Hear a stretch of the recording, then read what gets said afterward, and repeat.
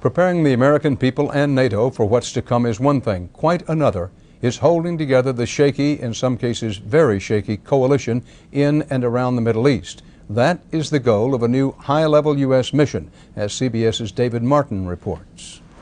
Defense Secretary Rumsfeld leaves tonight on a hurry-up trip to countries where the U.S. hopes to base forces for strikes against Afghanistan and Osama bin Laden. The stops he plans to make highlight both the strengths and weaknesses of the military plan he is developing. Uzbekistan, right now perhaps the single biggest weakness.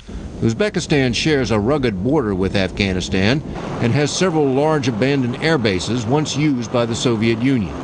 It is an obvious staging area for operations inside Afghanistan. But despite the sight of this unidentified C-130 landing at one of those airfields, U.S. officials say the government of Uzbekistan wants legal and financial assurances before it allows U.S. combat forces to operate there. Given their geography and their situation, that having a face-to-face meeting with the leadership there would be a useful thing. Saudi Arabia, the biggest and best base for American warplanes anywhere in the Middle East. The U.S. has built a state-of-the-art command center here which could be used to direct combat operations against Afghanistan, if the Saudis allow it. Oman, a crucial support base for any operation which calls for inserting ground troops into Afghanistan. With aircraft carriers and amphibious ships positioned off the coast of Pakistan, special operations forces could be flown from the U.S. to Oman and then transferred to the ships from which they could take off for Afghanistan. One important country Rumsfeld does not plan to visit is Pakistan, which is already contending with anti-American protests. U.S. officials say the last thing Pakistan needs right now is a high-profile visit by the American Secretary of Defense. Dan? David Martin at the Defense Department. In the Afghan capital today, the Taliban put their military might on display. Soviet tanks and rocket launchers left over from the 1980s rolled through the center of Kabul like some dusty echo of a May Day parade in Red Square. Of greater concern to U.S. war planners is some anti-American fury in neighboring Pakistan. How much is difficult to judge, as CBS's Alan Pizzi reports from the border town of Quetta.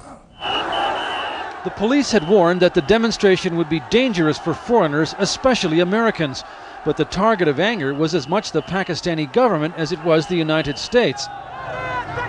Shouts of Afghanistan as America's graveyard, mixed with cries calling Pakistani leader General Pervez Musharraf Washington's dog.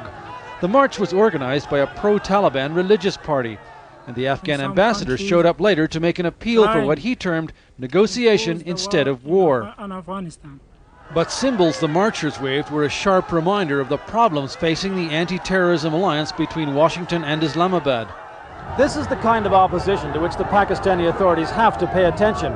These people are not just political opponents of the government, they are also tribally and culturally affiliated with the Taliban, and their vows to fight in a jihad cannot be treated as hollow.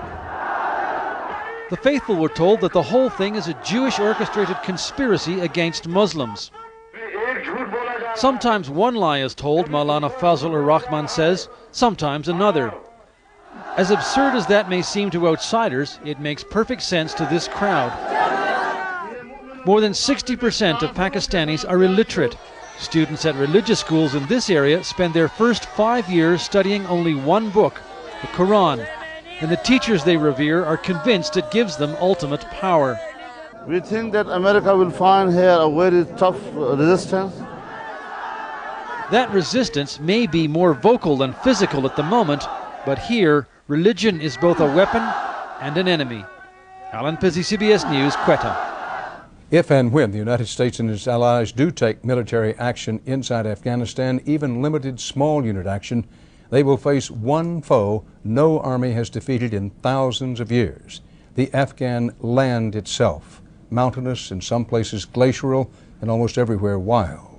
And that was vividly illustrated today as CBS's Elizabeth Palmer reports from the harsh high country of northern Afghanistan. The suffocating sandstorm that blew up today makes it hard to breathe and impossible to see. It's wrapped the battle on this front in choking clouds of dust, and it shows how the most powerful weapon in the Taliban's arsenal is a deadly combination of climate and terrain. Baking deserts, Towering mountains cut through with narrow gorges tailor-made to ambush advancing armies.